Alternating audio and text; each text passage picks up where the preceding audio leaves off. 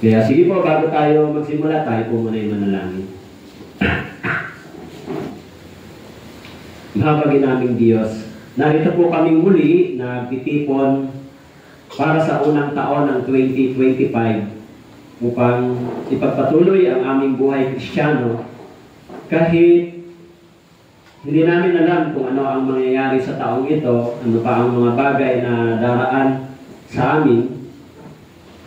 Kaya tulungan niyo po kami sa pamamagitan ng salita ng Diyos na tumatag ang aming pananampalataya.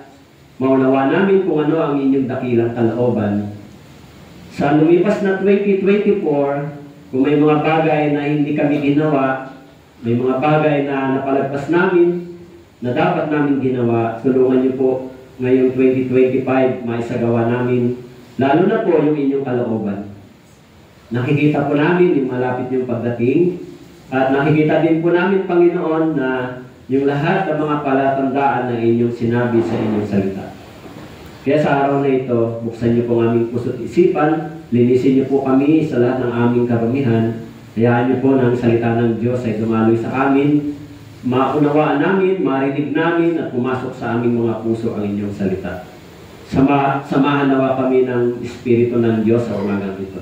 Ito po ang aming dalangin sa pangalan ni Jesus. Amen. Ito po. So, kung may Bible po kayo, ay buksan po ninyo sa John chapter 4. Okay, Book of John.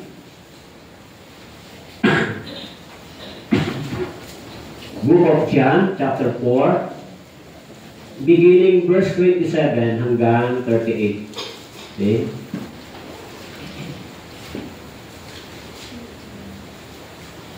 John chapter 4. Okay. Beginning verse 27 hanggang 38. Okay. Babasahin ko po. Sundan po ninyo. Okay. Book of John. Okay. Verse 27. Nang oras na iyon, dumating ang kanyang mga alagad. Sila'y nagtaka na siya nakikipag-usap sa isang babae. Subalit walang nagsabi, ano ang gusto mo o bakit ka nakikipag-usap sa kanya? Kaya iniwan ng babae ang kanyang banganang tubig at pumunta sa lungsod at sinabi sa mga tao, hali kayo, tingnan ninyo ang isang tao na nagsabi sa akin ang lahat ng mga bagay na aking ginawa. Ito na nga kaya ang Kristo? Lumabas sila sa lungsod at pumunta sa kanya. Samantala, hinimok siya ng kanyang mga alagad, Rabay, kumain ka. Subalit sinabi niya sa kanila, ako'y may pagkain na hindi ninyo nalalaman. Kaya sinabi ng mga alagad sa isa't isa, may nagdala kaya sa kanya ng pagkain? Sinabi sa kanila ni Jesus, ang pagkain ko ay ang gawin ng kalooban na nagsugo sa akin at tapusin ang kanyang gawain.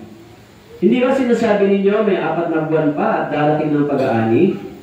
Ngunit sinasabi ko sa inyo, masdan ninyo ang inyong paligid at inyong tingnan ang mga bukid na mapuputi na upang anihin.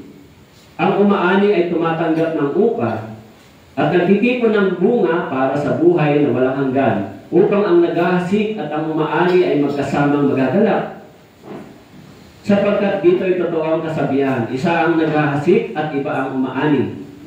So verse 38, basahin po natin sabay-sabay, 31.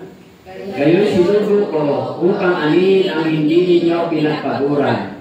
Iba ang nagpagod at kayo'y pumasok sa kanilang pinagpaguran. Ito po ang salita ng Diyos. Okay po?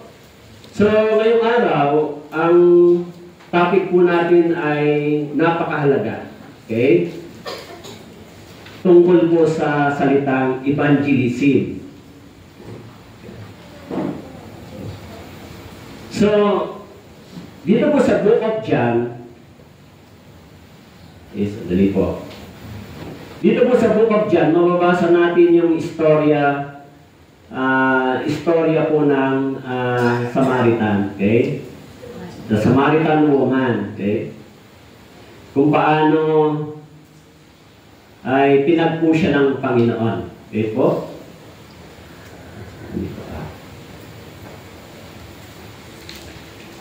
So kung mababasa po natin yung Book of John, yun po yung story. Okay? Nang dumating si Jesus doon sa Samaria, okay, na Nakita niya yung babae doon sa tabi ng balon. Okay, yun yung istorya. Actually, pag binasa po natin yung istorya ng Book of John, no? Mapapansin po natin doon sa verse 9, sa chapter 4,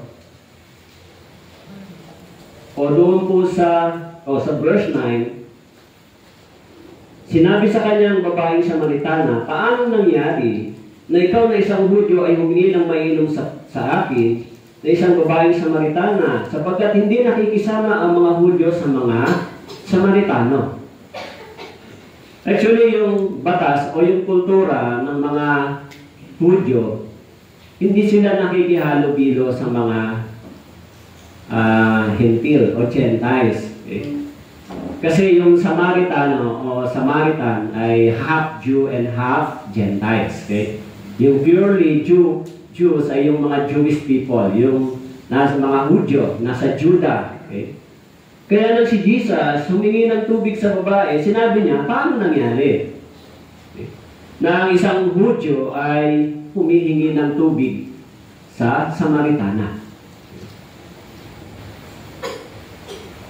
Kaya dito, mapapansin po natin kung paano yung mga kultura o culture barrier na nagiging hadlang upang magkaroon ng communication ay inalis ni Jesus.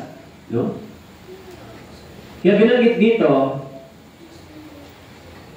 sabi ko doon sa verse 27, ng oras na yon ay dumating ang kanyang alagad. Sila'y nagtaka na siya nakikipag-usap sa isang babae, subalit walang nagsabi ano ang gusto mo o bakit ka nakikipag-usap sa kanya.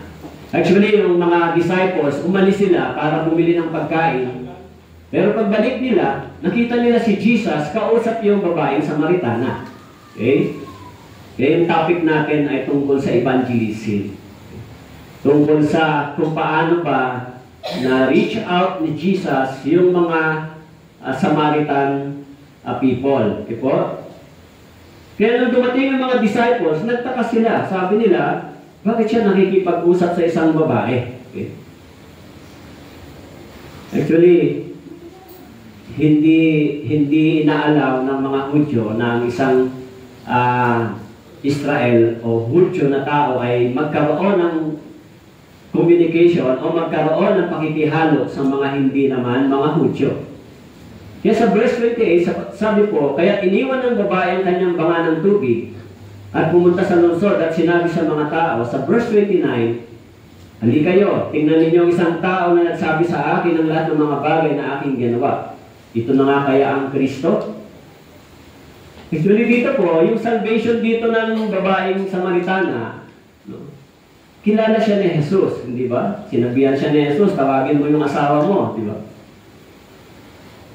Kaya yung babaeng Samaritana, nung naunawaan niya na ito ang Kristo, sa John chapter 4, verse 29, sinabi niya, hali kayo, tingnan ninyo ang isang tao na nagsabi sa akin ng lahat ng mga bagay. Actually, sa verse 28, sabi po, iniwan ng babae yung kanyang banga ng tubig, pumunta sa lungsod. Ibig sabihin, ipinamalita niya kung ano yung narinig niya, kung ano yung naunawaan niya tungkol kay Jesus. No? Kaya sabi po doon sa verse 30, lumabas sila sa lungsod at pumunta sa kanya. Okay, first, yung salvation, yung taong naka-encounter kay Jesus ay nagbibigay ng testimony. Ano po? Nagpapatotoo. Lahat ng mga tao na nakatanggap ng kaligtasan, sinasabi sa awit 119, binanggit doon na iniingatan ang patotoo, ipinapahayag yung patotoo. Testimony. Mahalaga ba yung testimony ng isang Kristiyano? Mahalaga ba yung testimony natin bilang mga totoong naligtas, totoong born again? Kapag hindi yan mahalaga sa inyo, ibig sabihin, hindi mahalaga sa inyo yung pangalan ng Diyos. Di ba? Katulad ng babaeng ito, sabi niya, hali kayo, tignan ninyo. Di ba? Pumunta siya sa lungsod, sabi niya, tignan ninyo isang tao na nagsabi sa akin ng lahat ng mga bagay na aking ginawa. Actually, yung babae ito ay isang mga niyang babae na nakatagpo ng ating Panginoon. Di ba? Pero sa kanyang pagkakilala, pinuntahan niya yung mga tao at sinabi niya, hindi kayo, tignan niyo yung aking natagpuan. Kaya doon po sa verse 31, sabi po, nung dumating yung mga alagad, sabi, samantalang hinimok siya ng kanyang mga alagad, grabe, kumain ka. Subalit sinabi sa kanila, ako'y may pagkain na hindi niyo nalalaman. Kaya sinabi ng mga alagad sa isa't isa, may nagdala kaya sa kanya ng pagkain? Actually, yung senaryo, doon sa una, yung babaeng naligtas, naunawaan niya kung ano yung plano, kung bakit siya pumunta sa mga tao, nakilala niya yung Kristo. Pero dito sa verse 31, yung mga alagad, meron silang problem pagdating sa ginagawa ni Jesus. Okay? Sabi po dito, sa verse 31, samantalang hinimok siya ng kanyang mga alagad, Rabi, kumain ka. Subalit sinabi niya sa kanila, ako'y may pagkain na hindi ninyo nalalaman. Okay. Kaya sabi ng mga alagad sa isa't isa, may nagdala ba sa kanya ng pagkain? Alam niyo, kahit kasama nila si Jesus, may mga bagay na hindi nila naunawaan kay Jesus. Di ba? Sa tingin niyo, bakit sinabi ni Jesus na may pagkain ako na hindi ninyo nalalaman?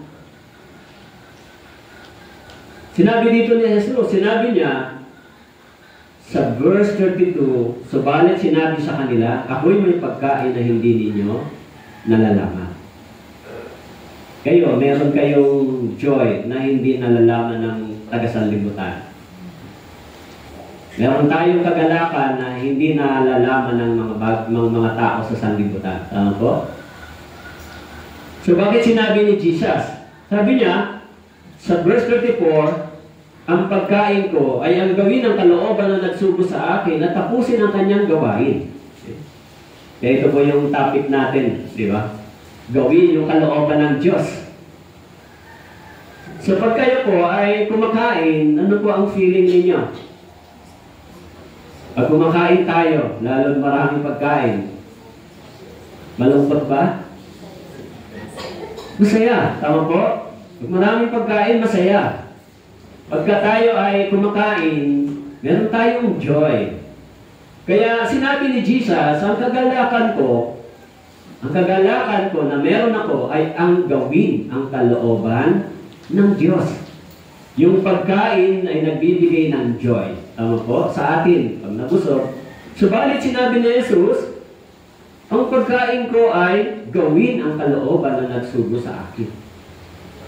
Ang ibig sabihin, sinasabi ni Jesus, mas may kagalakan siya na gawin yung kalooban ng Diyos kaysa kumain ng mga bagay para sa pisikal na pagkain. Kaya yung mga disciples, nagtataka sila, meron ba siyang pagkain? May nagdala ba sa kanya ng pagkain? Siyempre, yung tanong dito, ano ang nagbibigay sa atin ng kagalakan? Ano po? Si Jesus, ipinapakita niya rito na mas nagagalak siya, sabi dito, mas masaya yung kanyang puso kung ginagawa niya yung kalooban ng Diyos. Kaya nga sinabi niya sa mga disciples, sinabihan siya ng mga disciples, Rabbi, kumain ka na. Pero sabi ni Jesus, may pagkain ako, hindi niyo nalalaman. Kahit hindi ako kumain, masaya ako. Dahil ginagawa ko yung kalooban ng Diyos. E sabi ni Jesus, sabi niya sa verse 34, sinabi sa kanila ni Jesus, ang pagkain ko gawin ng kalooban ng nagsugo sa akin. Ang ibig sabihin, yung naggagalak ang puso ni Jesus kapag tinutupad at sinusunod niya yung kalooban ng Diyos. Dahil kapag tayo ay kumakain, nagagalak ang ating mga puso. Ang ating katawan, tama po? Kaya yun ang sinabi ni Jesus. Kaya doon po sa verse 34, sinabi ni Jesus, ang pagkain ko ay gawin ng kalooban na nagsugo sa akin at tapusin ang kanyang gawain. Ibig sabihin,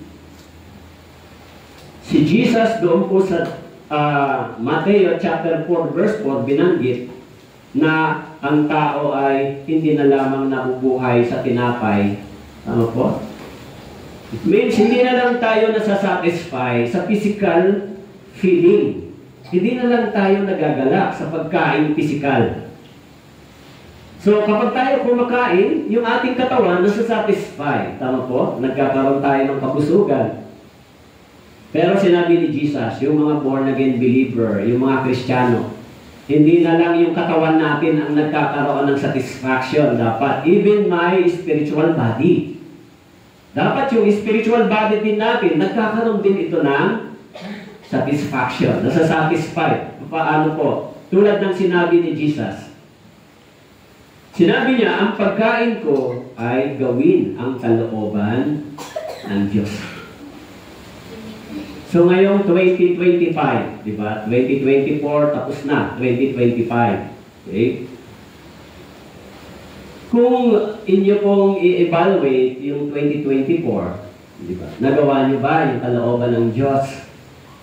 Naging masaya ba kayo sa pagsunod sa kalooban ng Diyos? Alam niyo, yung mga totoong born again, sabi po ng Bible sa Hebreo chapter 10, verse 28, sila yung mga sabik na naghihintay sa pagdating ng Panginoon. Sabik. Kaya ano ba talaga yung pinakamahalagang gawain ng mga ligtas na Kristiyano? Ano ba yung priorities? Ano ba talaga yung dapat na ginagawa natin pagkatapos ng kaligtasan? Importante po yun. Kapag kayo po ay hindi natututo sa church, yung buhay ninyo hindi nagbabago sa church, kapag tayo hindi nagtatransform, kasi sinasabi nila, walang perfectong Kristiyano. Tama po yun. Walang perfectong Kristiyano. Pero kaligtasan meron. Pero yung imperfection ng isang Kristiyano, kapag ginagamit ng diablo para hindi maligtas ang mga tao, excuses niya yun. Dahil walang perfectong Kristiyano. Katulad ng babae Samaritana, itong mga disciples na ito, hindi nila naunawaan yung kalooban ni Jesus. May nagbigay pa sa kanya ng pagkain. Tayo, bilang mga Kristiyano, kailangan maintindihan po natin yun. Ano yung kalooban ng Diyos? Anong pamumuhay dapat meron ako? Una, sinasabi ni Jesus, yung puso ni Jesus, yung kanyang pagnanais ay sundin yung kalooban ng kanyang Ama na nasa langit. So kayo po, ano ang pagnanais ninyo? Meron ba kayong tatay sa langit? Siyempre, yung unang-una na dapat na meron tayo, pagnanais na katulad ng kay Jesus. Sinasabi ni Jesus, ang aking pagnanais, ang aking kalooban ay pagnanais ay sundin yung kalooban ng aking Ama. This is the will of the Father. Sundin. Yung sinasabi rito, hindi lang nabubuhay ang tao sa pagkain ng pisikal. Okay? Yung mga Kristiyano, siyempre yung mga hindi ligtas, hindi nila naunawaan yung ganung bagay. Okay? Kaya doon sa Deuteronomy chapter 8 verse 3, Deuteronomy chapter 8 verse 3, sabi po, ikaw ay pinagpakumbaba niya ng ginutom kaniya.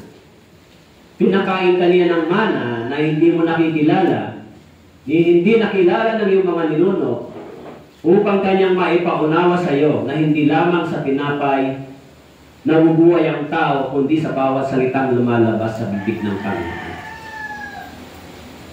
So, ibig sabihin, hindi lang pwedeng masatisfy yung physical body, binanggit dito. Dahil sinabi ni Jesus, hindi lang sa tinapay nabubuhay ang tao. Ang tinapay ay nagbibigay ng satisfaction sa ating physical body.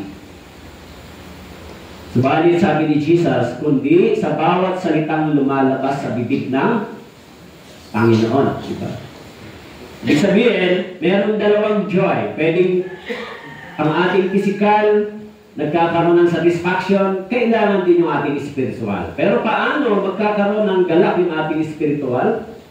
Si Jesus, sinabi niya, ang gawain ko ay sundin ang kalooban ng aking Ama na nasa langit. Alam niyo, napaka-crucial po ng ganong salita.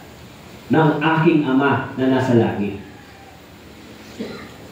Maraming tao naniniwalang sila ay born again. Anak ng Diyos. Pag sinabing born again, anak ng Diyos. Tama po? So, bilang anak ng Diyos, meron tayong mga dapat na sinusunod. Dapat na ginagawa. Sabi ni Jesus, yung gawain niya ay sundin yung kalooban ng Diyos. That is the same purpose. Di ba? Sabi niya, bakit po? Sapagkat ang tao, kapag naligtas, hindi na lang siya nabubuhay sa layunin ng kanyang katawan. Tama po? Ano ang layunin ng katawan? Siyempre, ang katawan, kailangan pakainin, alagaan, sustain. Tama po? Pero yung ating espiritu, ang sabi po dito, hindi ka na lang nangangailangan ng tinapay. Kailangan mo na din ng salita ng Diyos. Kaya sa Matthew chapter 4, verse 4, sinabi yun ni Jesus. Sabi niya, ngunit siya sumagot, nasusulat, hindi sa tinapay lamang mabubuhay ang tao, kundi sa bawat salitang lumalabas sa bibig ng Diyos. Sabi ni Jesus, nasusulat. Ano po? So, hindi sa tinapay lamang mabubuhay ang tao. Sabihin, yung ating satisfaction, yung ating joy, ay hindi lang nanggagaling sa material aspect. Maging sa spiritual nating pangangailangan ay nagkakaroon din ito ng joy, hindi ba? Tulad ng sinabi ko po sa inyo, kung kayo ay tumanggap ng regalo ng December, bagong sapatos, ngayon luma na yan, di ba? After 1 month, 3 months, luma na. Opo. Tumanggap kayo ng regalo ng bagong damit, luma na ngayon. Isang beses lang isusuot. Yan yung temporary na ibinibigay na joy sa atin sa mga physical na aspeto. Temporary lang. Pero, yung spiritual aspect, hindi po siya temporary. Yun yung joy na hindi nakikita ng mga Kristiyano. Actually, ano ba yung joy? Doon po sa sa James o Santiago, binanggit po. Sa Santiago, okay, may binanggit tungkol sa kagalakan. Okay. Sige, tignan natin yung Santiago. Sabi po dito, sa chapter 1 verse 2, binanggit po, mga kapatid ko, ituring ninyong buong kagalakan kapag kayo'y nahaharap sa sari-saring pagsubok. Yamang inyong nalalaman na ang pagsubok sa inyong pananampalataya ay nagbubunga ng pagtitiis, at inyong hayaan na malubos ang pagtitiis ang gawa nito upang kayo maging sakdal at ganap na walang anumang kakulangan. Sabi po rito, bakit daw may joy? Sabi po rito sa verse 2, ituring ninyong buong kagalakan kapag kayo'y nahaharap sa sari-saring pagsubok. Yung buhay Kristiyano, meron bang trials? May challenge? Yes. Pero sabi ng Bible, magkaiba po yung kahulugan ng trials ng pagsunod at trials ng pagsuway. Kaya sabi ni Jesus, hindi lamang tayo magkakaroon ng satisfaction sa physical body, even sa ating spiritual body, kung sinusunod natin yung kalooban ng Diyos. Okay. So kaya sinasabi ni Jesus, yung kanyang kagalakan, yung kanyang joy, ay hindi nanggagaling sa kanyang physical na pangangailangan. Sinabi niya doon, yung kanyang kalooban ay yung kanyang kagalakan, yung kanyang pagnanais ay sundin yung kalooban ng Diyos Ama sa langit. Yun yung nagsusustain ng satisfaction sa kanya.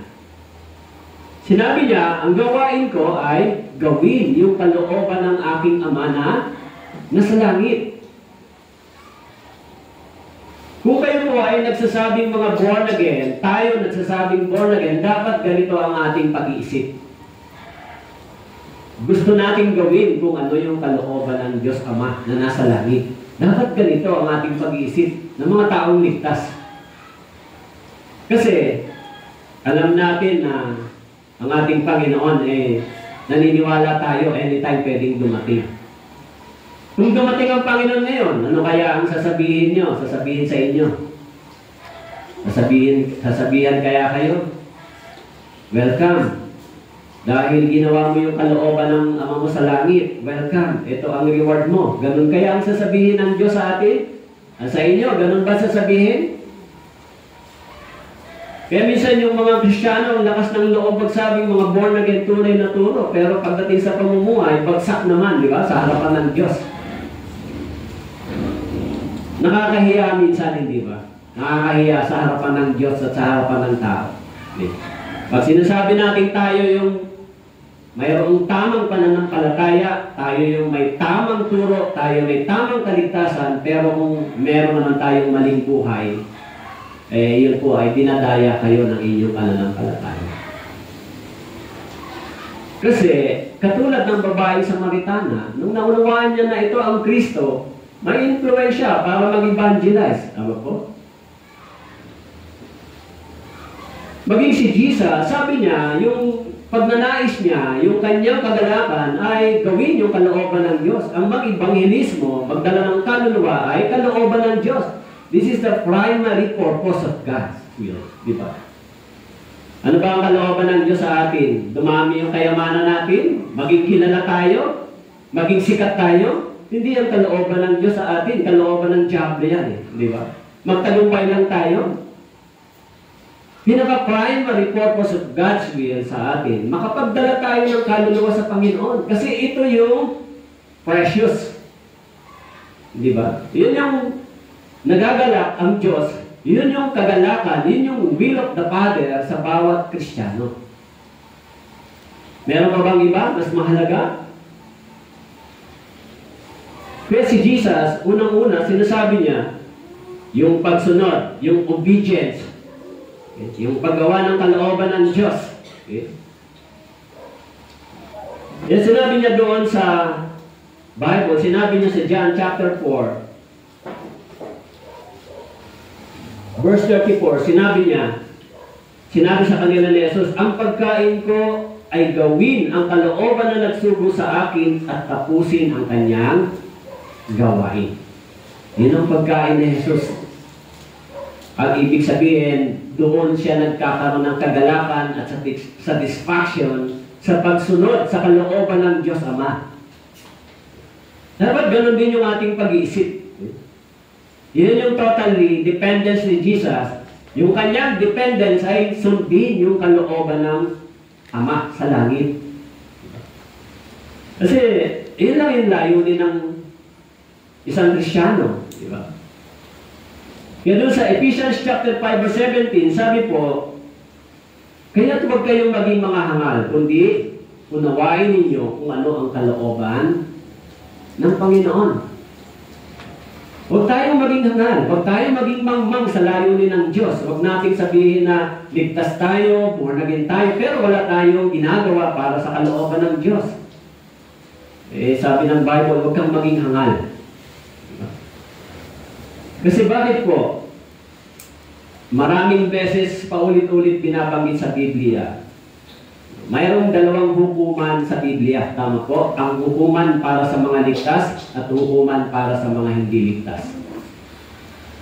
Kung tayo ay mga ligtas na Kristiyano, mayroong hukuman si Kristo para sa atin. Alam nyo, yan yung isang bagay na surprising. Pero may ilang mga talata sa Biblia na binabanggit yung mga Kristiyanong ito na mga hindi gumagawa sa kalooban ng Diyos pero nagsasabing ligtas. Kung ligtas man sila, ang sabi ko doon, sila ay mayroon pang magkakaroon pa sila ng matinding pagluha sa harapan ng Diyos. Bakit po? Kasi may mga Kristiyano gumagawa talaga ng kalooban ng Diyos at may mga Kristiyano na hindi gumagawa ng kalooban ng Diyos. Ano ba ang pagkaintindi niyo sa buhay Kristiyano, sa born again? Religion lang? Change lang ng religion? Pag ganun lang ang pag-iisip po ninyo sa salitang born again, ay delikado po kayo. Nag-change lang tayo ng religion dahil ayaw na natin sa Katoliko. Ay hindi ho ganun ang meaning ng born again experience. Okay? Dapat, meron tayong malalim na pagkaunawa. Bakit ba ako nakaunawa ng kaligtasan? Bakit ko ba naintindihan pinatawad ako? Bakit ko ba na-realize yung dugo ni Jesus dumanak sa cross? Sino ba nagsabi sa akin ito? Naman, meron po tayong malalim na pagkaunawa sa bagay na ito. Bakit po? Siguro, hindi nyo nababasa yung church history. Pag binasa nyo yung naunang mga Kristiyano, kung paano sila nanatili sa pananampalatayang ito, hindi po katulad sa panahon ngayon. Yung mga nagsasabing born again ngayon, masyadong spoiled ang dati. Masyadong mababaw yung pananampalataya. Masyadong mababaw yung pagpapahalaga sa salita ng Diyos sa testimony. Hindi po katulad ng naunang mga Kristiyano. Pag binasa nyo yung history ng mga naunang Kristiyano, sa panahon na nagsimula yung pangangaral ng Ebanghelyo, punong-puno sila ng persecution. Bawal sila to-display, nabuhay sila sa mga yungib. Pinapugot yung kanilang mga ulo, pinapatay sila, tumira sila sa mga yungib, itinuring silang tinuring silang mga tao na nagtatayo ng bagong relihiyon. Pag binasa niyo yung history ng mga disciples, lahat sila namatay ng miserable. At yung mga sumunod sa kanila, sumunod sa Panginoon, sinunog ng buhay. Pinakain sa leyon. Ganyan nila ipinakita yung kanilang pananampalataya na mga tunay na mga Kristiyanong naligtas. Ganyan sila. Kung babasahin po ninyo yung history ng Christianity, mas maraming pinapatay si Emperor Nero na mga born-again believer. Ipinasunog, ipinapatay. Kaya sinasabi, deny mo yung pananampalataya mo kay Kristo, kung hindi, ikaw ay mamamatay. Pero anong sinasabi ng isang bishop na sinunog? Sabi niya, for 83 years, sabi niya, na ang Diyos na nakilala niya si Jesus, never na siya i-betray. Papaano niya i-betray yung Diyos na naging tapat sa kanya sa loob ng 83 taon. Ganyan nila ipinakita yung kahalagahan ng pananampalataya. Kaya si Jesus, ipinakita niya kung gaano kahalaga. Kaya sinabi doon sa Ephesians 5:17, huwag kayong maging mga hangal. Hindi nyo ba alam kung gaano ang pagturusan ng mga naunang Kristiyano? Para lang dumating sa atin ang ganito kadakilang kaligtasan. Yung sabi rito, unawain ninyo kung ano ang kalooban ng Panginoon. Kaya sa church, mahalaga po yan. Yung values, yung testimony, yung pagpapahalaga sa ating Christian life, mahalaga yan.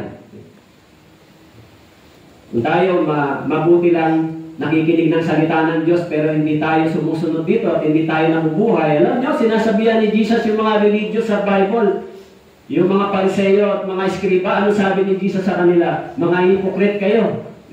Magagaling kayo makinig, magsalita, pero yung buhay nyo, hindi nyo yung sinasagawa kung ano yung aral ng salita ng Diyos.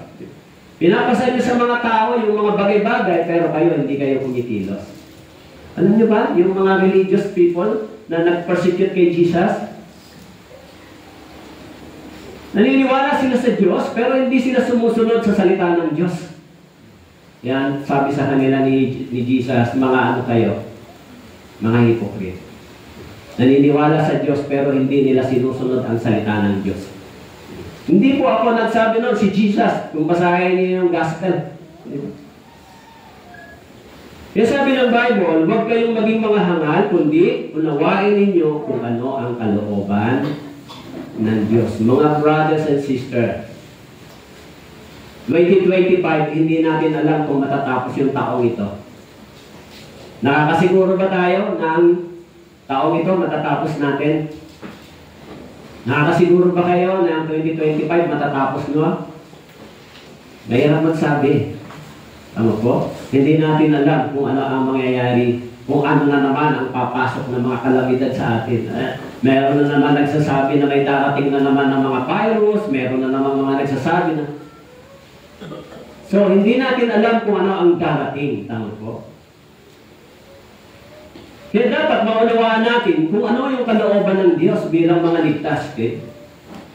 Sa John chapter 6 verse 27, sabi ni Jesus, ang lahat ng ibinigay sa akin ng Ama ay lalapit sa akin at ang lumalapit sa akin kailanman ay hindi ko itataboy.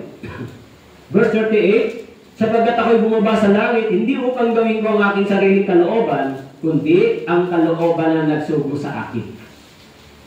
So sabi ni Jesus, bumaba siya galing sa langit, hindi para gawin yung kanyang sariling kalooban, kundi gawin yung kalooban ng nagsugo sa kanya. Tayo rin dapat may ganitong pag-iisip. Dapat nating isipin, dapat kong gawin kung ano ang kalooban ng Diyos para sa akin. Kaya yung panalangin, napakahalaga. Anong prayer natin? Pag umaga, anong panalangin po ninyo? Siguro ang panalangin ninyo, sana magtagumpay ako, sana magkapera ako, sana lahat siguro ng physical aspeto. Sana pagalingin mo ako, sana ganito. Pero may panalangin ba kayo na, Panginoon, makita ko yung kalooban mo, ito ang magawa ko. Bakit sinasabi sa inyo yun? Kasi totoo namang gospel yung natanggap natin. Hindi naman fake believer tayo. Hindi naman kayo mga fake na Kristiyano. Kung mga fake na Kristiyano, okay lang kahit hindi sumunod. Kung mga fake na Kristiyano, okay lang sila. Hindi sila nababahala kung ano ang mangyayari bukas. Hindi sila nababahala sa pagdating ni Jesus. Ganun lang ang kaisipan ng mga fake na Kristiyano. Wala silang tungkulin sa kanilang sarili. Wala silang iniisip na ayusin yung Christian life nila. Okay lang kahit sila yung problema ng church. Ganun ang kaisipan nila. Pero kung totoo kang Kristiyano, yung church ay itinayo ng Diyos. Alam niyo ba yan? Kaya sinasabi ng Bible sa 1 Corinthians chapter 3, kapag yung church ay sinira mo, ikaw din ang sisirain ng Diyos, sapagkat ang nagtayo ng church ay ang Diyos. Kung hindi nyo iniingatan yung church, yung pangalan ng Diyos na sa inyo, kayo ang mawawasak, hindi po yung church. Totoo po yun. Bakit po? Sapagkat yung church tinayo ng Diyos. Hindi po ito tinayo ng tao. Tinayo ito sa pamamagitan ng Ebanghelyo. Hindi kayo mananalo sa church. Kapag ang church nag-stand sa truth, at yung church ay tinubos ng dugo ng Panginoon, hindi kayo mananalo. Kapag gusto niyong salungatin, gusto niyong lumakad ng salungat sa church, hindi po kayo mananalo sa church. Bakit po? Sapagkat sabi ng Biblia, yung church ay pinoproteksyonan ng Diyos. Katulad po ng bansang Israel. Naintindihan niyo ba yung church? Kaya si Jesus, nasaan siya? Nasa church. Sa unang panahon, ang Diyos kumilo sa pamamagitan ng bansang Israel. In the Old Testament. Subalit ngayon, ang Diyos ay kumikilo sa pamamagitan ng church, ng iglesia. Kaya yung church ang ginagamit ng Diyos para ang Ebanghelyo ay maipangaral sa iba't ibang panig ng mundo. Yung church, kaya ang ginagamit ng Diyos. At ikaw, kung bahagi ka ng church, dapat ikaw din ay nagagamit ng Diyos. Kaya sabi ni Jesus dito, ito ang kalooban na nagsugo sa akin, na sa lahat ng ibinibigay sa akin, huwag kong iwala ang anuman, kundi muli kong bubuhayin sa huling araw. Sabi po, lahat ng mga tao na tumanggap, lahat ng mga born-again believer, sabi po, bubuhayin sa huling araw. Iyan po yung magandang balita. Kung tayo ay tunay na bahagi sa iglesia. Madali bang malaman kung ang isang tao ay ligtas o hindi? Kapag binasa mo sa Biblia, mayroong reference ang Bible sa mga taong ligtas. Sa Biblia. Anong sinasabi ng Biblia? By the fruit, you will know the tree. So meron dalawang fruits, hindi ba? Bad fruits and good fruits. Kaya po, may bunga na ba kayo sa Panginoon? Meron mo bang naging bunga ang inyong buhay Kristiyano? Mga brothers and sisters, mas mabuti na ako magtanong sa inyo dito ngayon kaysa ang Diyos magtanong sa inyo. Dahil darating ang araw, tatanungin din kayo ng Diyos ng ganong tanong. Meron bang bunga yung Christian life? Yung seed yung in-invest sa atin, meron bang naging roots? Kahit na anong mangyari, kahit hindi kayo mag-response ngayon, darating ang araw, pagtayo nyo sa harapan ng Diyos, ganun din ang itatanong sa inyo ng Panginoon. Kaya yung tatlong tumanggap ng reward, o yung mga tao na tumanggap ng response sa Panginoon, yung isa, anong sinabihan ng Panginoon? Ikaw, tamad at masama kang alipin. Tama po? That is the illustration na mangyayari in the future. Kahit na hindi nyo tanggapin yung tanong ko ngayon sa inyo, hindi kayo ma-challenge, darating ang araw, tatayo kayo sa harapan ng Diyos at the same question ang sasabihin ng Diyos sa inyo. Nasaan na yung fruits? Nasaan yung bunga? So yan po yung mahalaga. Katulad ng babae ito na naligtas, may bunga siya. After salvation, pinamalita niya. Kaya sinasabi ni Jesus, yung kalooban ng Diyos, sabi niya, sa verse 40, chapter 6, verse 40, sapagkat ito ang kalooban ng aking Ama, na ang bawat nakakakita sa anak at sa kanya'y sumasampalataya ay magkaroon ng buhay na walang hanggan. Muli ko siyang bubuhayin sa huling araw. That is the reward. Someday, lahat ng mga ligtas na Kristiyano ay bubuhayin ng Panginoon. Kaya ang unang bubuhayin sa Biblia, ang mga ligtas. Tama po? Binanggit kanina dun sa memory verse, hindi lahat tayo mamamatay. Tama po? Ibig sabihin, hindi lahat ng mga Kristiyano mamamatay. May darap ng buhay. Subalit kasama sila sa babaguhin. At yung mga namatay na Kristiyano, yung kanilang katawan sa alabok ay pabangon muli para umuwi sa langit, umakyat sa langit. Magsasalid yung espiritu at katawan. Yung spiritual body. Okay? Kaya, pagdating ni Jesus, ang unang tatayo, ang unang bubuhayin ay ang mga ligtas. Tama po. Kayo yun, kung totoo kayong born again. Umaasa pa ba kayo na matagal pa yun? Ano ba ang iniisip nyo? Sana matagal pa yun, Lord. O iniisip nyo, sana malapit na. Sa tingin ko, mas marami ang may gusto na mangyari na yun, malapit na. Bakit po? Mas maraming mga Kristiyano may gusto mangyari na yun dahil ang buhay Kristiyano ay may kasamang pagdurusa. May kasamang maraming pagtitiis. Kaya iniisip nila, sana dumating na ang Panginoon para yung pagdurusa na ito ay matapos. Ngayon pa sa church, nagdudusa pa kayo sa church o dahil sa inyo nagdudusa ang iba? Sana hindi ganon. Sana kayo ay mga asset ng church. Contributor sa God's kingdom. Di ba? Kaya sabi ni Jesus, darating ang araw, bubuhayin muli. Parang hindi siya ganon ka gandang pakinggan. Bubuhayin muli. Pero sa mga naghihintay sa Kanya, this is a joy. Pag binuhay kang muli, ito na yung perfect body, diba? Perfect na buhay, na hindi mo na kailangan lumuha, hindi mo na kailangan magdusa.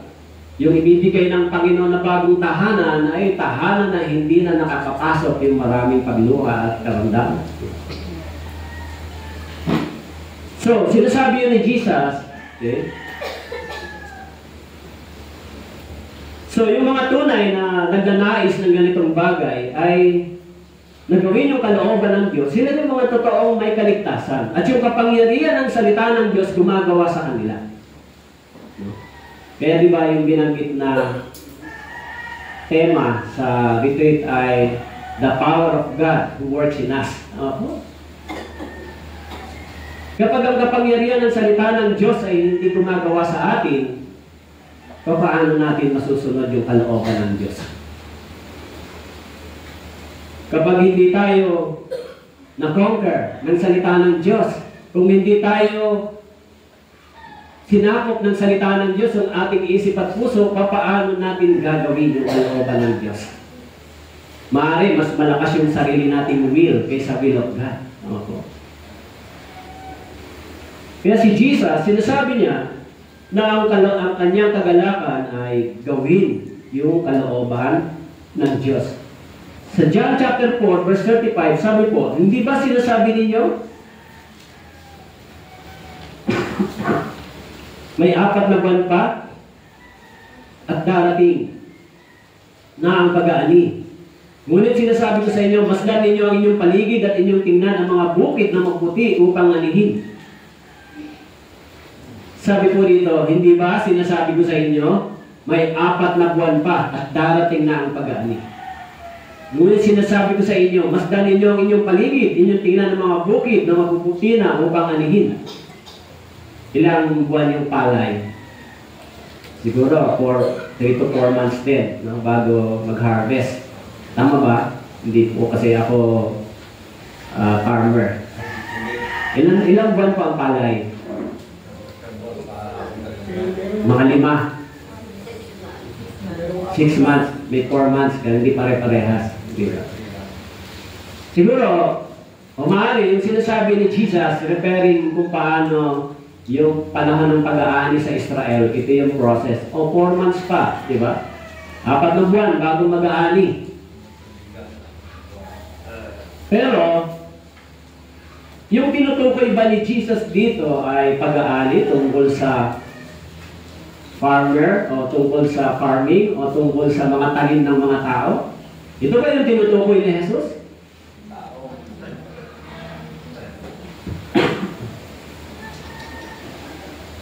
Sabi niya, tignan ninyo, 4 months pa. 4 months between seed and time, magkakaroon ng harvest. Alam niyo, ang Panginoon, ginagamit niya yung mga physical aspect, tsaka yung kapaligiran para ituro yung kahalagahan ng spiritual meaning. Ginamit niya yung salitang 4 na buwan pa, mag-aani na. Pero ano ba ang ibig sabihin dito ng Panginoon? Okay? Sabi niya, tignan niyo yung harvest malapit na. Ano yung ibig sabihin ng harvest? Actually, sa John chapter 4, verse 39, yung Samaritano, sabi niya, at marami sa mga Samaritano sa lungsod na yon ang sumampalataya sa kanya dahil sa sinabi ng babae na nagpatotoo. Sinabi niya sa akin ang lahat ng mga bagay na aking ginawa. The harvest means spiritual harvest. Soul harvest. So yung babaeng Samaritano, marami ba siyang naakay sa Panginoon? Sa verse 39, sinabi po, sabi, marami sa mga Samaritano sa lungsod na yon ang sumampalataya dahil sa babaeng iyon na Samaritana na na-born again. Ano po? Kaya sabi ni Jesus, 4 months na, harvest na. Kung titignan natin, ang tinutukoy dito ni Jesus, tignan ninyo yung bukid. Ano po yung nakikita ni Jesus? Yung mga tanim ba o yung mga tao? Siyempre, kung sa spiritual meaning, tinutukoy dito ni Jesus yung harvest for spiritual harvest. Katulad ng ginawa ng babaeng Samaritana. Kayo po, punta tayo sa personal nating buhay. Nakikita ba natin yung ganitong meaning? Nakikita ba natin yung mga lost souls na ito? Meron ba tayong ganitong pag-isip? Ang daming kaluluwang ito, saan kaya pupunta ito? Meron ba kayong ganon?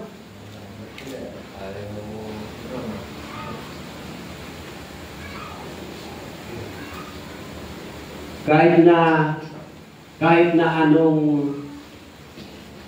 na anong meron tayo. Bakit kayo nandito sa church? Bakit tayo nandito? Kasi yung mga nag-evangelize sa atin, ano sila? Pinaniwalaan niyo ba yung mga nag-evangelize sa inyo? Kung pinaniwalaan niyo yung mga nag-evangelize sa inyo, sumama kayo sa kanila para sa katotohanan. Ganon din, same din yung principles. Dapat paniwalaan din kayo ng ibang tao na naligtas. Kasi hindi naman kayo napunta sa church na wala kayong sinamahan at wala kayong pinakinggan at pinaniwalaan. Kaya kung sasabihin natin, ayaw nila, bakit kayo napasama? Bakit kayo napaniwala? Eh kung matigas nga ang ulo nyo tapos nabasag ng salita ng Diyos tayo, ba't tayo naniwala? Kung ikakatwiran natin na, kasi sila ganito, maaaring tayo problema, hindi sila. Tayo mismo, yung Kristiyano nating pamumuhay, hindi nagiging good example sa kanila. Huwag natin hanapin yung kulang sa kanila. Bakit po? Kasi tayo napunta sa church, hindi dahil walang humila o nag-evangelize sa atin. Meron bang tao na nagdala sa inyo sa church o bigla na lang kayo napunta sa church?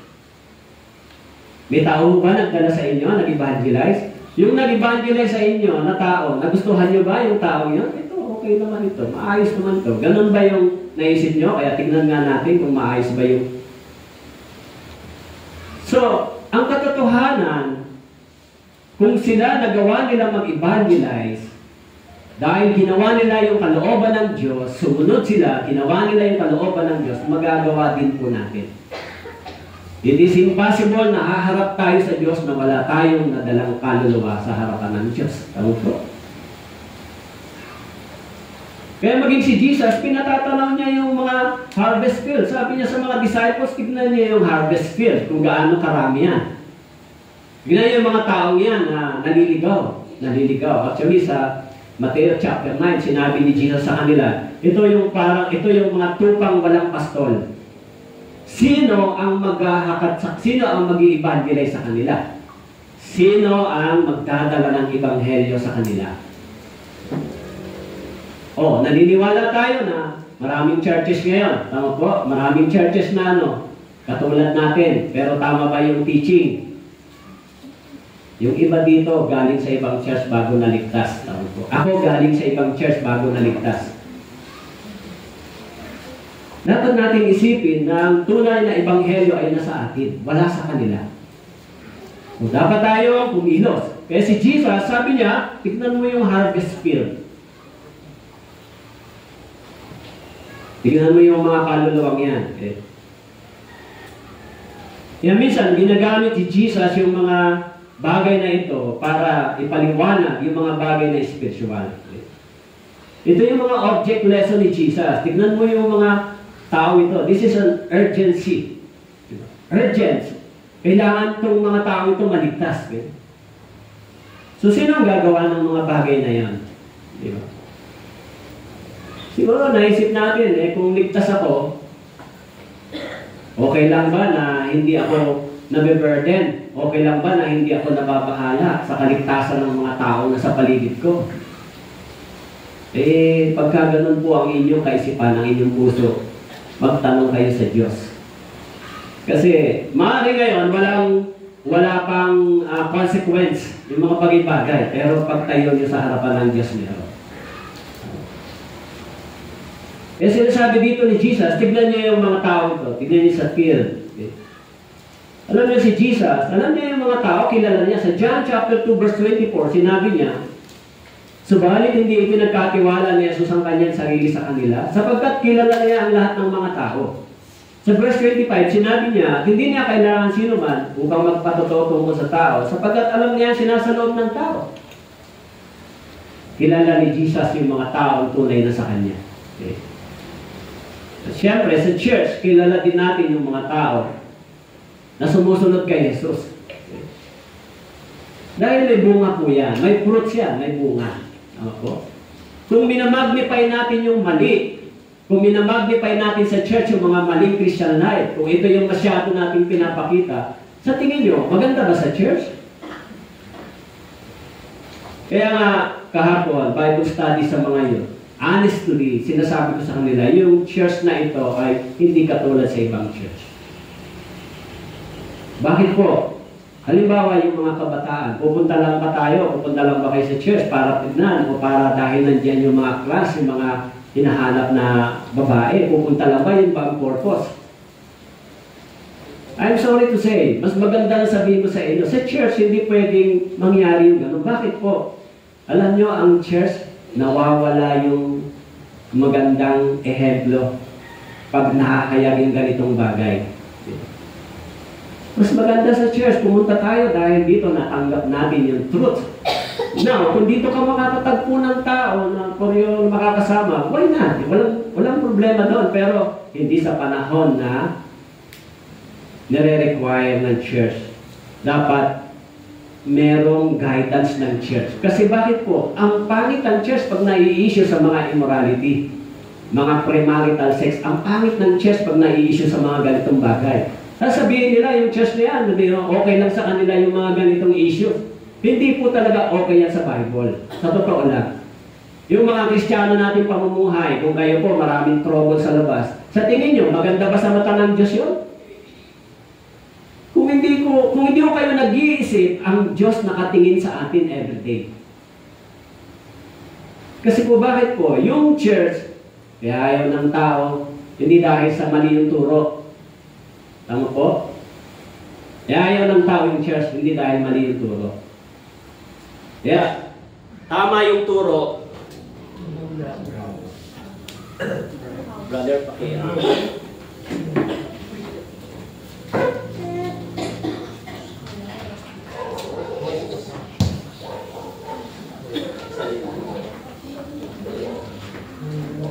Hello. Okay. So yung church, tama yung turo.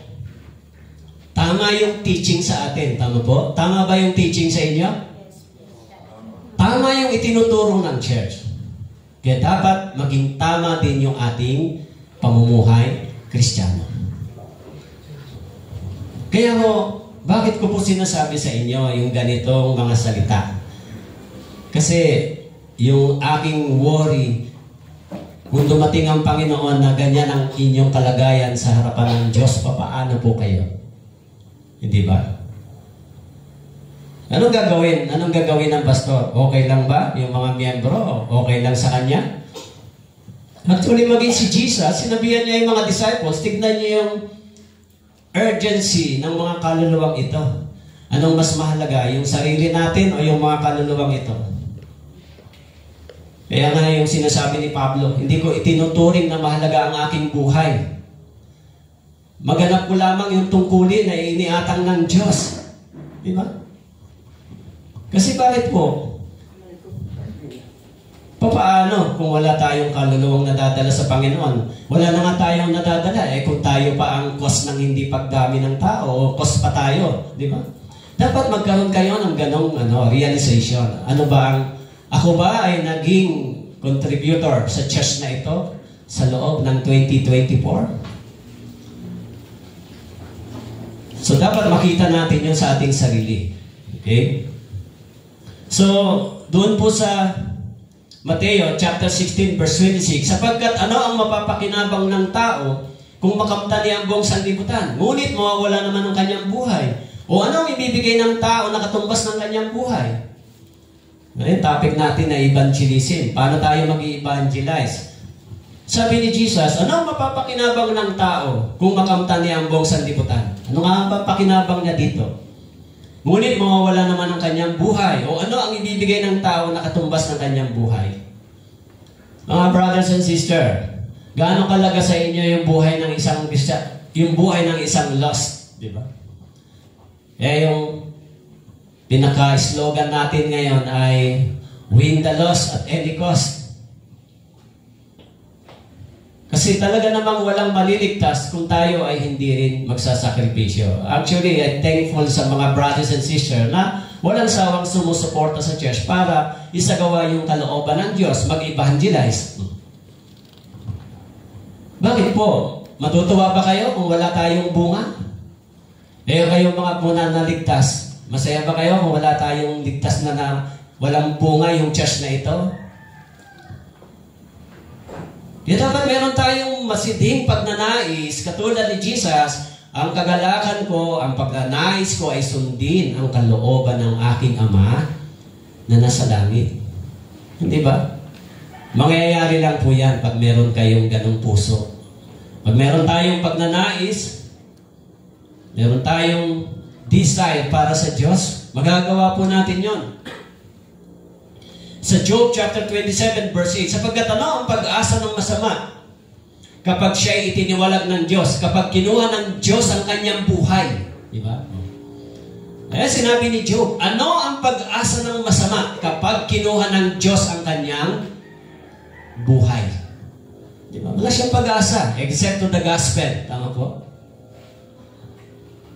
Kaya sinabi rito, kukunin ng Diyos yung kanyang buhay someday. Di ba? Yung buhay nyo, kukunin ba ng Diyos someday? Yung buhay natin, kukunin ng Diyos someday. Minsan, yung buhay kinukuha ng hindi pa natin inaasahan. Halimbawa po yung isang sikat ba o yung pinaka-news ngayon na isang eroplano sa South Korea, yung Jeju Air. Tama po? Nabalitaan niyo ba yun, yung Jeju Air? 171 katao. Noong December 29. Naka-take off sila from Thailand. Maayos. Nung nag-approach na ng landing, nung palanding na, doon lang nagka-problema yung kanilang landing gear. Okay? Sino ang nagsasabi na mangyayari sa kanila yung ganong accident? Tama po? Siyempre, sinasabi ng mga bawat pamilya siguro noon, malapit na kami. Sabi nga nung isang father, is almost there. Nandito na, pero biglang naglaho, nag-lost. No? Ibig sabihin, palanding na, doon nagkaroon ng trouble. So, 171 na tao ay namatay. 179, I think. 2 lang yung nabuhay. Kaya, no one knows. Di ba? Sabi ng Bible, sabi ni Job, sapagkat ano ang pag-asa ng masama kapag siya'y tiniwalag ng Diyos, kapag kinuha ng Diyos ang kanyang buhay. Gaano ka saklap yung namatay ng walang kaligtasan. Gaano ka saklap yun?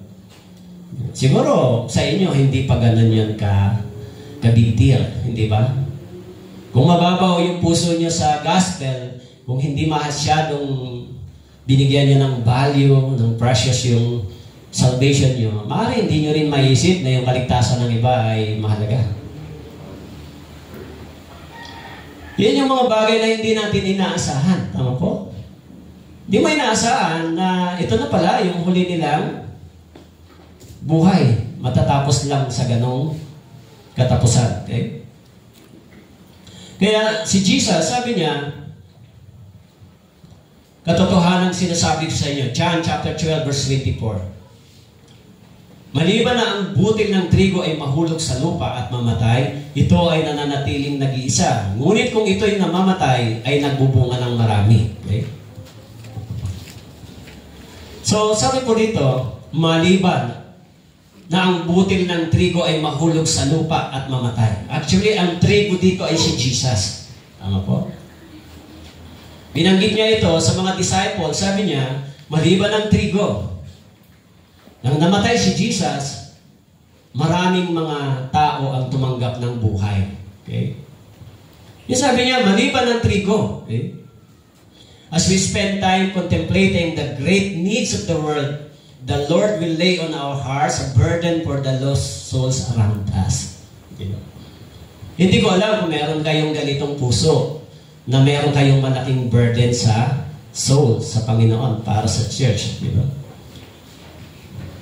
Kung titignan po ninyo sa church, sa history ng church, mas marami talagang ginagawa ang mga aktibong miyembro ng iglesia. No? Yung sa church, para mas maraming maligtas kaysa pastor. Kaya yung pastor, hindi siya yung tatanggap ng credit.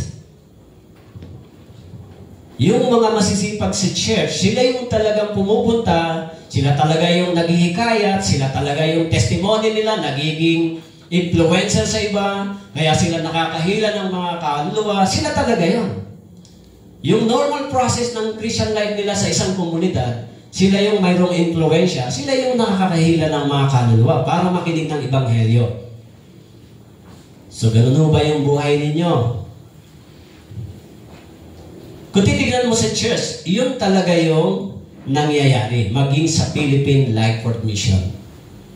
Dahil yung pastor, ang trabaho niya ay mangaral, mag-preach, Kaya ba gawin ng pastor yun? Mahirap gawin yun. Pupunta ka sa field mag-isa. Kaya nga yung church gumagawang magkakasama. Tama po?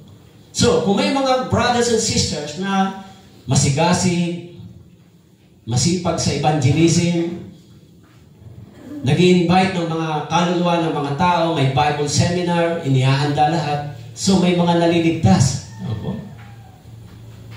Kahit salisigin nyo yung history ng Philippine Life World Mission, ganun yung proseso. Kaya yung iba, pag naligtas dito sa Manila, pag naligtas sa probinsya, pupuntahan yung kanilang relative sa probinsya para ma-evangelize. Nagsisimula yung church. Mas maraming history pong ganun ang Life World Mission. From Manila Central Church. Yung mga na-born again ng mga brothers and sisters, nagnais puntahan yung family sa province. Kaya nagkaroon ng mga churches sa iba't ibang probinsya. Yan po yung history. Kaya dapat yung church na ganito ay kumikilos, nag-i-evangelismo. Hindi lang yon, inaayos nyo rin dapat yung buhay kristyano nyo. Mahalaga po yan, yung Christian life natin. Sikapin natin, hindi ba? Alam naman na kahit sa bahay, di ba? Kahit sa bahay nyo, kung sabihin mong born again ka, tapos ikaw ang troublemaker, maniniwala ba sila sa atin? Baka sasabihin nila, ikaw yung born again, pero ikaw ang troublemaker. Di ba? Hindi maganda. Tama po? That is the practical Christian living. Spiritual tayo, pagkatapos walang practical Christian living, magiging hypocrites ang dating natin sa harapan ng Diyos. Naniniwala tayo sa Bible, sa teaching, pero hindi tayo nag-a-apply ng practical teaching, practical spiritual teaching. Nagiging hypocrite ka sa paningin ng Diyos. Yan ang tingin ng Diyos sa atin. Magsisimba ka, tapos hindi mo ginagawa yung natututunan mo. Yan ang tingin ng Diyos sa atin. Parang yung mga Pariseyo, di ba? Yung mga Pariseyo, mahusay sila magturo, pero hindi nila ginagalaw yung kanilang mga katawan, yung kanilang pagtulong sa iba. Pinapasan nila yung mabibigat na bagay sa mga tao, sabi ni Jesus. Di ba? Kaya sabi ni Jesus, doon sa John chapter 4 verse 36, ang umaani ay tumatanggap ng upa at nagtitipon ng bunga para sa buhay na walang hanggan, upang ang nag-aasik at ang umaani ay magkasamang magagalak. Tingnan po ninyo yung verse 36. Sabi po, ang umaani ay tumatanggap ng upa at nagtitipon ng bunga para sa buhay na walang hanggan. Yung topic ni Jesus Christ dito, hindi tungkol sa pag-ani ng mga crops, tungkol sa pag-ani para sa buhay na walang hanggan. Okay? Kaya sabi niya, ang umaani tumatanggap ng upa, nagtitipon ng bunga para sa buhay na walang hanggan. At sabi, upang ang naghahasik at ang umaani ay magkasamang nagagalak. Sabi niya rito, yung umaani, yung naghahasik at umaani ay magkasamang nagagalak.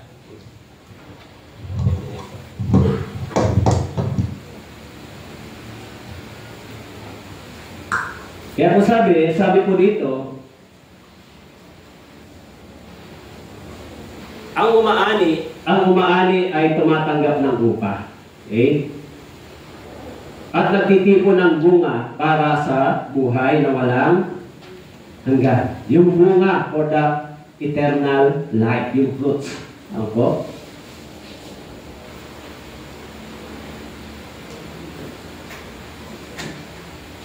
Sabi mo doon sa Mateo chapter 16 verse 27, sapagkat darating ang anak ng tao na kasama ang kanyang mga anghel sa kalulatian ng kanyang ama, kanyang gagantihan ang bawat tao ayon sa kanyang mga gawa. Take note, sabi po dito, yung promise, kanyang gagantihan ang bawat tao ayon sa kanyang mga gawa. Mga brothers and sisters, tignan po ninyo yung talata. Sabi, gagantihan ang bawat tao ayon sa kanyang mga gawa. Kaya yung church na ito, yung born again church, hindi lang para tayo makinig at matuto. Kailangan meron tayong gawa. Ano po? Dahil yun ang sinasabi ng Biblia. Sabi ko rito, kanyang gagantihan ang bawat tao ayon sa kanyang mga gawa. Sa Job chapter 34 verse 11, binanggit din po, sapagkat sisingilin niya ang tao ayon sa kanyang gawa. At kanyang igagawad sa bawat tao ayon sa mga lakad niya. Sa tingin nyo, yung mga talatang ito, hindi po ba ito mangyayari? Sabi ng Bible, at kanyang gagantihan ang bawat tao ayon sa kanyang mga gawa, sapagkat sisingilin niya ang tao ayon sa kanyang mga gawa. Hindi ba ito totoo? Siguro iniisip natin, okay lang yan. Pero wala tayong fear. Wala tayong pag-iisip na ano kaya ang mangyayari sa akin. Sa Psalm chapter 62 verse 12, sa iyo, O Panginoon, ang tapat na pag-ibig, sapagkat ginagantihan mo ang tao ayon sa kanyang gawa. Sa Jeremiah chapter 17 verse 10, ako ang Panginoon ay sumisiyasat ng pag-iisip at sumusubok ng puso upang ibigay sa lahat ang ayon sa kanilang mga lakad, ayon sa bunga ng kanyang gawa. Sa Jeremiah chapter 32 verse 19, dakila sa payo at makapangyarihan sa gawa, na ang mga mata ay umulat sa lahat ng lakad ng anak ng mga tao, na ginagantimpala ng bawat isa ayon sa kanyang mga lakad at ayon sa bunga ng kanyang mga gawa. Paulit-ulit yung Bible na merong ganti ang mga bagay na ating gawa. Okay? So, kung tayo walang ginagawa, paano? Diba? Sabi rito, paulit-ulit yung Biblia, ginagantihan mo ang tao ayon sa kanyang mga gawa. Ngayon, ang tanong ko po sa inyo, yung bang pagsisimba nyo every Sunday, Christian life mo ba yan? Pag Sunday lang kayo nasa church, wala kayong time mag-evangelize, wala kayong Bible reading, wala kayong prayer, o baka hindi pa kayo nagtatithe, hindi rin kayo nag-offering, tapos pupunta lang kayo ng Sunday. Mga brothers and sisters, maraming gawain ng isang Kristiyano. Opo.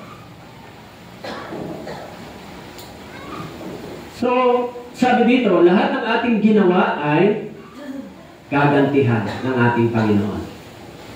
Hindi po nagsisinungaling ang Bible. Dapat matutunan natin yung masigasig na Christian life.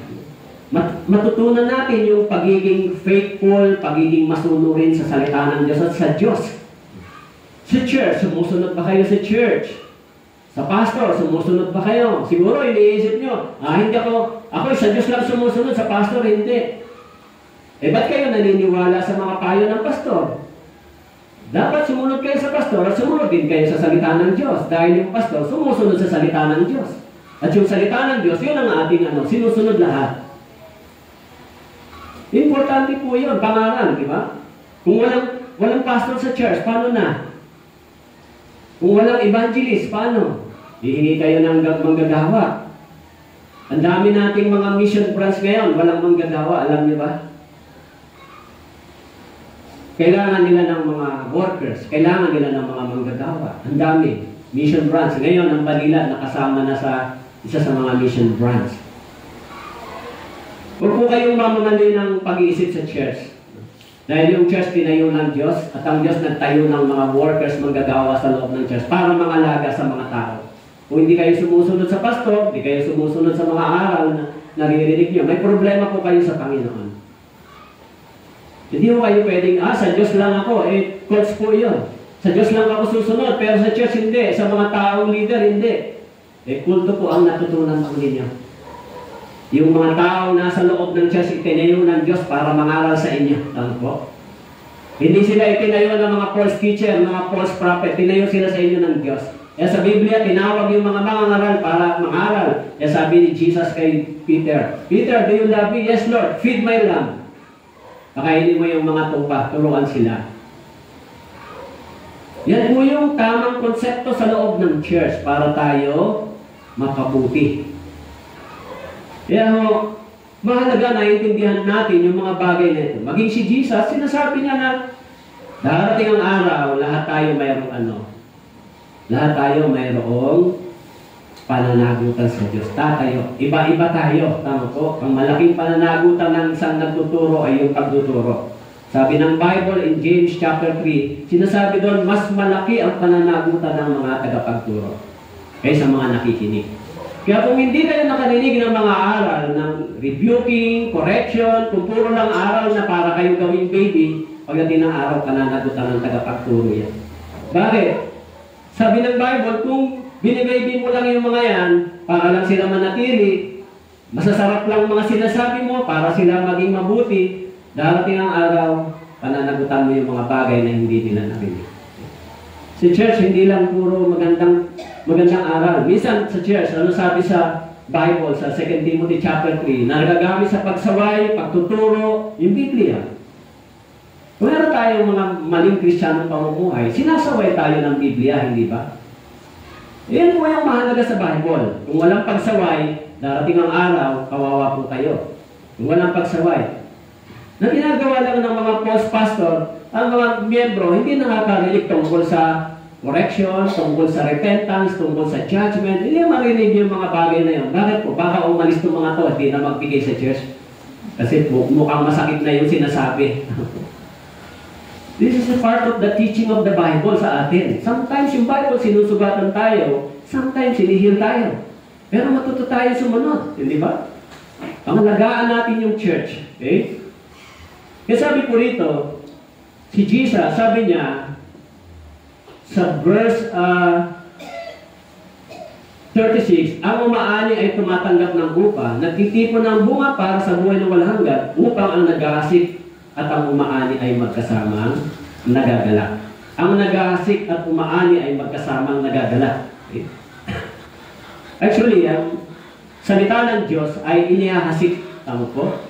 At ang banal na espiritu ay nag-ahasik ng salita sa bawat puso ng mga nakikinig. Tayo, anong trabaho natin? Umani. Mag-harvest. Pero ang tunay na nag-ahasik ng seed ay ang banal na espiritu sa puso ng mga taong nakikinig. Kaya sino ang naglagay ng salita ng Diyos sa puso ng isang taong naligtas? Hindi po yung tagapangaral. Ang naglagay nito ay ang banal na espiritu.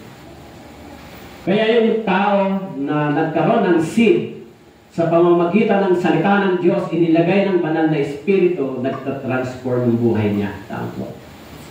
Anong gawain natin? Mag-harvest. Diba? Umani. Kaya sabi rito, magkasamang nagagalak ang naghahasik at umaani. So kung tayo, dahil sa ginawa natin, may nabuborn again, nagagalak din tayo. Sabi, magkasamang nagagalak ang naghahasik at ang nag-aani. Actually, maging sa Bible, sa Luke chapter 15, nung naligtas yung isang sinner, nagalak ang langit, nagalak din yung Father. Tama po? The same joy. Bakit po? Sapagkat may isang makasalanan na numbalik sa Diyos. So, magkasamang nagagalak. Tama po?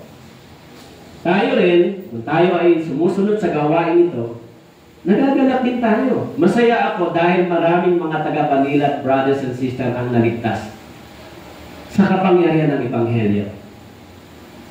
Subalit hindi nangyari yun kung dahil sa akin lang. Nangyari yun dahil sa sigasig, pagtutulong-tulong, sa bisayan na mayroong maligtas, may sacrifice. Ano po?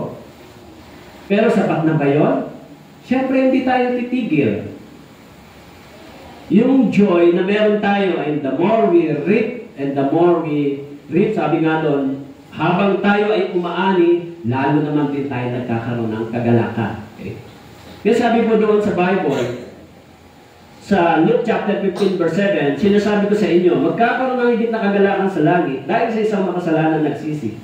Kaya siyam na taong matutuwid na hindi nangangailangan ng pagsisisi. Kagalakan sa langit. Ito, sa awit 126 verse 2, na magkagayon na puno ang ating bibig ng mga tawanan at ang ating dila ng mga awit ng kagalakan, na magkagayon, sinabi nila sa gitna ng mga bansa, ang Panginoon ay gumawa ng mga dakilang bagay para sa kanila. Sabi po, nang magkagayon na puno ang ating bibig ng mga tawanan at ang ating dila ng mga awit ng kagalakan. Alam niyo po, sa Israel, yung harvest po sa Israel ay mayroong celebration, the Feast of Harvest. Okay? May fiesta. Okay? Actually, sa atin ngayon, ang ang fiesta ay hindi po katulad ng binanggit sa Old Testament, sa Bible. Yung feast sa Bible, kapag sila ay nag-harvest ng plenty, nagsi-celebrate po sila. Dahil ipinagpapasalamat nila yung harvest na ganun karami na ibinigay ng Diyos. Kaya meron silang tinatawag na Feast of Harvest. Meron silang joy. Yun yung celebration sa Bible ng tinatawag na fiesta o feast. Pero sa ating panahon, yung feast hindi po tungkol sa harvest. Yung fiesta sa ating panahon tungkol saan? Sa mga idols. Kaya pag makikita nyo anong fiesta dito, sino ba ang patron dito? Yun ang pinagpipiesta dahil yun ang patron. Yun ang idols. Tama po? Unlike sa Bible, yung fiesta, dahil ang Israel, pag nag-harvest sila ng plenty, nagpapasalamat sila sa Diyos. May fiesta. Okay? Kaya yung Feast of Festival ay nagiging masaya, yung joy. Katulad sa paghahali ng spiritual harvest. Kapag tayo marami ding naligtas sa pamamagitan natin ng Ebanghelyo, nagiging masaya din, hindi po ba? At sabi ron, hindi lang tayo, kundi maging yung langit ay nagagalak. Okay? Kaya sabi po, doon sa Proverbs chapter 11 verse 30, ang bunga ng matuwid ay punong kahoy ng buhay, at ang umihikayat ng kaluluwa ay may karunungan. Sabi po, ang bunga ng matuwid ay punong kahoy ng buhay, ang umihikayat ng kaluluwa ay may karunungan. Matalino daw yung tao yun, na nakakapagpanumbalik ng kaluluwa sa Diyos. May karunungan daw siya. Sabi ng Biblia, mayroon siyang karunungan. Sabi po sa Proverbs 11:30, ang humihikayat ng kaluluwa ay may karunungan. Humihikayat manumbalik sa Diyos. Okay? Kaya sa verse 31, kung ang matuwid sa lupa ay ginagantihan, gaano pa kaya ang masama at ang makasalanan? Sabi po, kung ang matuwid sa lupa ay ginagantihan, gaano pa kaya ang masama at ang makasalanan? Kaya meron pong response ang Diyos. Di po?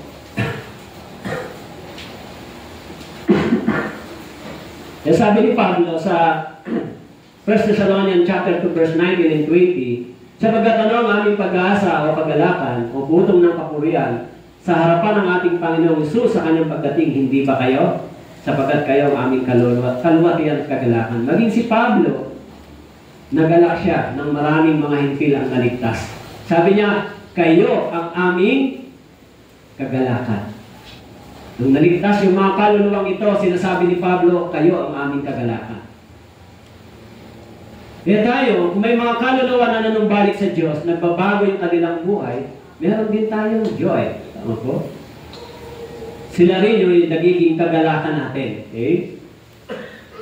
So sa verse 37, sabi po, sapagkat dito ito totoong kasabihan, isa ang nag-aasik at iba ang umaani. Alam nyo, napakahalaga ng salitang ito. Eh yung mga Kristiyano na nangangatwiran sa Panginoon. Ano po ang sabi dito? Isa ang nagasik, iba ang umaani. Anong ibig sabihin dito ni Jesus? Yung pinakamahalagang portion, ginawa ng Diyos. Ibig sabihin, isa ang nagasik sa kapamamagitan ng kamatayan ni Jesus Christ doon sa cross, once and for all, yung pinakamahalagang bagay ay ginawa niya. So, yung pag-harvest, tayo ang dapat gagawa nito. Sabi niya, isa ang nagasik, iba ang umani. Ibinigay sa atin yung salitang evangelism. Diba? Kaya sinabi sa Mateo chapter 28, humayo kayo, pangalan yung ebanghelyo. Lahat ng kailangan para sa kaligtasan ng isang tao ay ginawa ni Jesus. Tama po? Subalit yung pangangaral ng ebanghelyo ay iniatang sa church, sa iglesia. Kaya sabi niya rito, iba ang umaani, pero ako ang nagasik. Namatay siya para sa mga kaluluwang ito, harvestin niyo sila. Diba? Pag sumampalataya sila sa kamatayan ni Jesus Christ, maliligtas sila. Ano po? Kaya tayo yung spokesperson ng Diyos, tagapagsalita. Sinasabi natin kung ano yung ginawa ng Panginoon para sa kanila, tayo ang tagapagsalita. Na kung ang kapangyarihan ng salita ng Diyos ay binibigay sa atin, yung mga tao nakikinig dito, kung ang kanilang puso ay bumubukas dahil sa kapangyarihan ng Ebanghelyo, ang salita ng Diyos inihasik sa kanila sa pamamagitan ng gawain ng banal na Espiritu. Kaya tayo, kung naligtas tayo, hindi dahil sa tao. Naligtas tayo dahil sa kapangyarihan ng Ebanghelyo. Okay? Nandito kayo dahil sa kapangyarihan ng Ebanghelyo. Tama po. Yung Ebanghelyo yun, nilagay sa ating mga puso. Kaya sinabi ni Jesus, sapagkat nararapat na ang Diyos para sa Kanya, sa Hebreo chapter 2 verse 10, sa pamamagitan niya nagkaroon ng lahat ng mga bagay, sa pagdadala ng maraming anak tungkol sa kalulatian, gawing sakdal ang tagapagdatag ng kanilang kaligtasan sa pamamagitan ng pagdurusa. So yung salvation, itinatag ni Jesus sa pamamagitan ng Kanyang pagdurusa. Kumpleto na. Kaya sinabi niya, sapagkat dito ay totoo ang kasabihan, isa ang naghahasik at iba ang umaani. Kaya darating yung araw, anong sasabihin ni Jesus? Inani mo ba yung aking pinagdusahan, pinaghirapan? Ako ang nagtanim, inani mo ba yung mga kaluluwang yan? Hindi ka pwedeng magdahilan. Anong sasabihin ni Jesus? Mas mahirap pa ang ginawa natin o mas mahirap ang ginawa ni Jesus? Mas mahirap ginawa ni Jesus. Ano po? Kaya sinabi niya, inaani niyo yung mga bagay na hindi naman kayo ang nagtanim. Ano po? Nag-harvest tayo, di ba? Kaya sa chapter 4, verse 38, sabi niya, kayo sinugo ko upang anihin ang hindi ninyo pinagpaguran. Iba ang nagpagod at kayo pumasok sa kanilang pinagpaguran. So, hindi tayo ang nagpagod sa mga bagay na ito, ang Diyos. Tayo ay taga-harvest na na. Di ba, ano ba mas madali? Magtanim o mag-harvest? Mas madali mag-harvest, tama po? Actually, pag nag-harvest ka, mas maraming joy, tama po? Lalo kung maraming bunga. Kasi sabi ni Jesus, kayo sinugo ko upang anihin ang hindi ninyo pinagpaguran. Ibig sabihin, yung harvest field na yan, iniready na ng Panginoon, harvest nyo na lang. Tama po? I-harvest na lang. Pero ang problema, kung hindi natin nagagawa yung ating tungkulin, yun yung tatanungin ng Diyos. Bakit hindi mo inani yung aking itinanim at pinagpaguran? Tama po? Siya ang nagtanim. Siya ang nagpagod. Ang Diyos ang nagdusa, pero tayo lang taga-harvest. Nag-harvest tayo. Now, kung nag-harvest tayo, may reward po ba? Yes. Sabi niya, magkasama kayong magagala, darating ang araw yung mga nag-harvest, nag-sacrifice, meron ding reward. Yan yung church. Okay? Maging sa Acts chapter 4, verse 4, sabi po, marami sa mga nakarinig ang sumampalataya at ang bilang nila ay mga 5,000. So, mga brothers and sisters, yung topic natin ay tungkol sa evangelism. Okay? Sana this 2025 meron kayong goal. Diba? Meron kayong target na madala sa Panginoon. Sana pag natapos yung kung lolobin ng Diyos this year, meron kayong bunga. Alam nyo yung Christian life na walang bunga? Yung trigo na walang bunga? Anong ginagawa ng Panginoon? Pinuputol. Siyempre, iniiwan yung ugat. Kung totoong naligtas yung gospel, hindi naman mawawala. Pero, yung buhay na Christian life, magiging parang isinumpa. Hindi ka masaya. Lagi ka na lang umaharap sa maraming trouble at problema. Hindi ka naging masaya na maging anak ng Diyos. Lagi ka na lang nagdurusa. Wala kang joy. Yung Christian life na gano'n, parang isinumpa. Eh, yung bansang Israel, hindi sila sumunod, naiwan yung ugat, pero yung buhay nila naging miserable. Ano po? Bakit po? Dahil pinalikuran nila yung pagsunod. Kaya, iniwan yung ugat, yung words of God sa kanila naiwan, pero yung kanilang buhay, naging alipin sila, nagkakasakit sila, nagdusa sila, walang silang sariling bansa, walang pagkain. Ito yung larawan ng Christian life ng isang Kristiyano. Nagiging ganun yung buhay niya dahil saan? Hindi dahil ang Diyos mahirap. Dahil hindi siya marunong sumunod sa Diyos. Hindi tayo marunong sumunod sa Diyos, tapos born again tayo, magdurusa pa rin kayo physically. Kaya magtataka kayo, bakit ganyan ang buhay Kristiyano mo? Parang walang pagpapala sa iba. Parang ikaw, problema ka ng iba. Diba? Hindi ka blessing sa iba yung buhay Christian life mo. Dapat yung buhay Kristiyano natin maging blessings para sa iba. Pero tayo nakakay ng mga kaluluwa. Iyon yung dapat na mangyayari sa atin. Yun yung dapat na maging resulta. Yung blessings na natanggap natin, maging pagpapala din sa iba. Opo. Kapag hindi ganon, walang problema yung salita ng Diyos. Dapat i-check natin yung ating sarili. Habang buhay pa tayo, habang buhay ka pa, may pag-asa ka pa. Pero kung hindi nyo yung pag-iisipang mabuti, hindi ho i-bless ng Diyos yung Christian life, mapapansin mo, bakit parang hindi ako masaya dito sa... Buti pa siguro ng Katoliko ako, masaya-masaya. No? Pag may fiesta, pag may mga ganito, daming kainan. Di ba? Pero parang dito, nasusukol ako. Sabihin, hindi ka masaya sa spiritual meaning na meron ka. Katulad ni Jesus. Si Jesus, masaya siya dahil ginagawa niya yung kalooban ng Diyos. Tama po? Tayo, magiging masaya din kung ginagawa natin yung kalooban ng Diyos. Pero kung hindi po, let me check ourselves sa harapan ng Diyos. So, pagpasok this year, diba? I-check niyo yung buhay Christian life niyo. Meron ba akong nagawa sa Panginoon? O ako yung naging problema ng Panginoon for the whole year? Bakit po? Kasi may chance kayo mag-isip, mag-realize. Huwag kayong makipaglaban sa salita ng Diyos. Huwag niyo ipipilit yung gusto niyo sa salita ng Diyos kasi hindi po kayo nananalo. Kung ano lang yung aral ng Biblia, yun ang ating lakaran. Magiging masaya po kayo. Siyempre, kami ba? Ginagawa ba namin yun? Of course. Kahit ako, bago pa magtapos ang taon, siyempre, nagka-come up for the whole year. Ano yung mga bagay-bagay na dinaanan mo, na napagtagumpayan mo. Ano yung mga bagay na itinulong ng Diyos for this year, 2024. Nakaabot ka ngayon, di ba? And I hope this 2025 ay mas maraming magawa ang Diyos sa pamamagitan mo. Tama po? Habang hinihintay natin yung pagdating ng Panginoon, sana huwag tayo magkaroon ng espiritu ng complacency na parang okay lang lumalagpas yung taon na walang naliligtas sa pamamagitan ko. Maniwala po kayo pag ganyan ang inyong kaisipan, brothers and sisters, mananagot po kayo sa Diyos.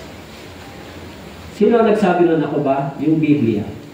Hahanapin ng Diyos sa atin yung bunga ng itinanim niya sa atin. Totoo po ba yan? That is the Bible. Okay. Kaya, kung wala tayong bunga, anong unang step? Then you realize, anong unang step? Mag-repent tayo sa harapan ng Diyos. Panginoon, I'm sorry. Kung this 2024, hindi ako naging mabuting Kristiyano, marami akong ganito. Just to repent. Hingin natin na magawa natin yung kalooban niya this 2025. Okay po? Yung personal commitment sa Panginoon. Kasi makikita naman yan sa inyo. Okay? Tayo po yung mga mga pag-inaming Diyos, salamat po sapagkat ang iyong salita ay tunay at hindi nagsisinungaling sa amin. Kahit marami kaming kahinaan at kulang, pakitulungan niyo kami na mapagtagumpayan ko ito, may sagawa ang inyong kalooban. Kaya habang nabubuhay kami sa mundong ito, tulungan niyo po kami na magamit po ninyo sa inyong kubasan hanggang sa humarap po kami sa inyo. Salamat po sa inyong salita. Ito po nga ng dalangin sa pangalan ng Jesus. Amen.